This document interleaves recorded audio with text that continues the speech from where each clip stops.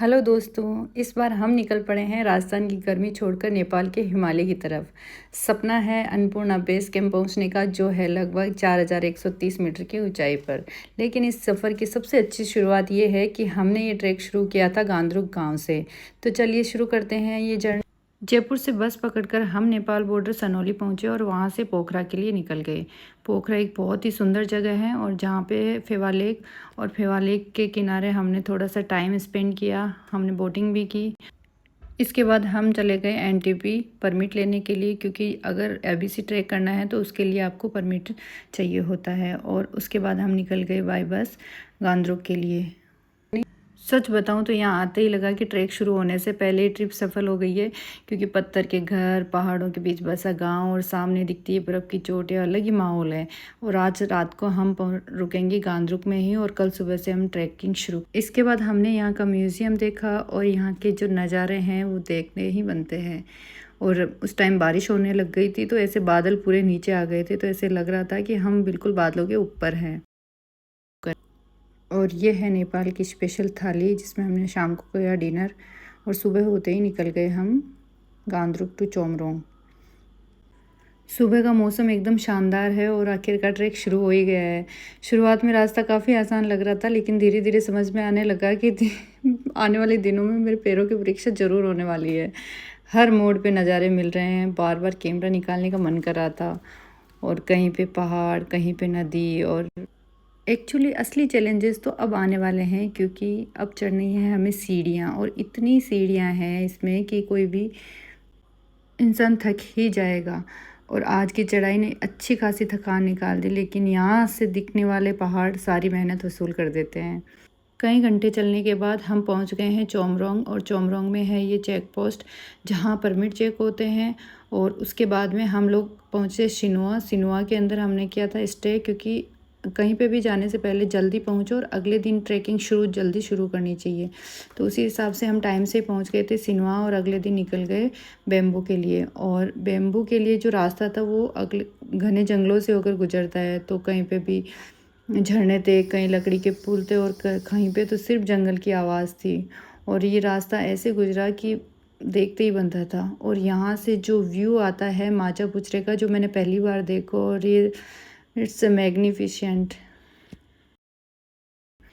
इसे fishtail mountain कहा जाता है ये, क्योंकि मछली की पूंछ के जैसा दिखता है। और इसमें यहाँ के लोकल मानते हैं कि यहाँ भगवान शिव का निवास होता है, इसलिए यहाँ पे चढ़ने की अनुमति भी नहीं है, इसलिए ये अभी तक अनटच्ड है। जब ट्रैकिंग करते हैं तो ये दूसरी तरफ रहता है, तो इसका एक अलग ही एक्सपीरियंस है। हमने यहाँ का नेचुरल पानी पिया, जो बहुत ही ठंडा है और बहुत ही बिल्कुल क्लीन पानी था।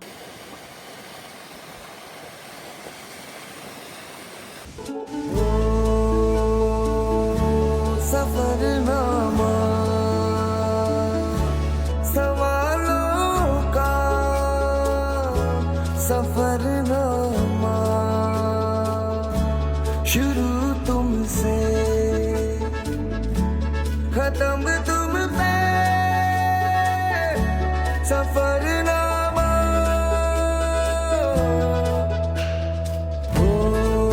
अब हम जा रहे हैं हिमालय टू एमबीसी और उसके बाद में एबीसी।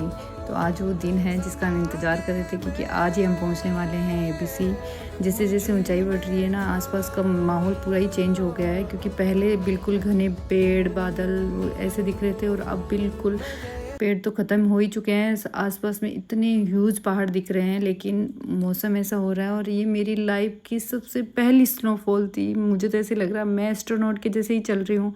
और फाइनली मैं पहुँच गई हूँ अन्नपूर्णा बेस पे, कैंप पे। ओह माय गॉड, मैं बता नहीं सकती, क्योंकि मैं इतनी थक गई थी, लेकिन यहाँ पहुँच लगा कि इतने दिनों की मेहनत तो वर्थ इट है। और उसके बाद अगले दिन सुबह अर्ली मॉर्निंग का ये नज़ारा मेरी लाइफ की सबसे अच्छी और खूबसूरत सुबह थी, जो ये आप सब देख सकते हो।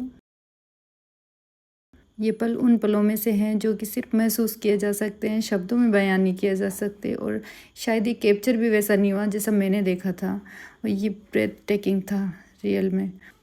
इसके बाद हमने खूब सारी वीडियो और पिक्चर्स क्लिक करी, और इसके बाद एक सुबह वाली चाय तो बनती है, तो हमने यहाँ पे पी चाय।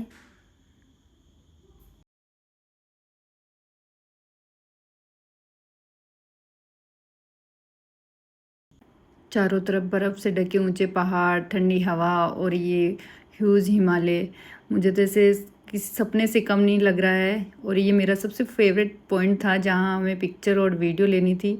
अब वापस लौटते समय मन में खुशी भी है और थोड़ा सा अफसोस भी कि मेरा शानदार सा सफ़र ख़त्म होने वाला है।